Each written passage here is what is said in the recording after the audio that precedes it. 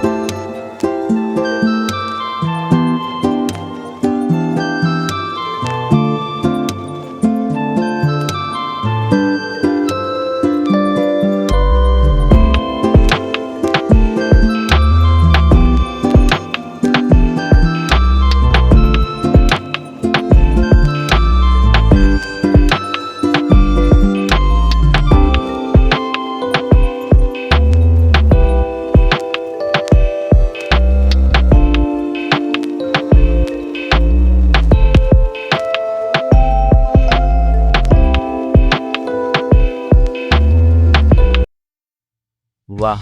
देखो बच्चों, हमारी लिटिल सिंघम ड्राइंग कितनी ज़बरदस्त बनी है। अगर आपको ये ड्राइंग पसंद आई हो तो लाइक ज़रूर करना और अपने दोस्तों के साथ शेयर करना। और हाँ, चैनल को सब्सक्राइब करना मत भूलना ताकि आपको मिले और भी मज़ेदार ड्राइंग्स हर हफ्ते। चलो मिलते हैं अगली सुपर ड्राइंग में, बाय बाय।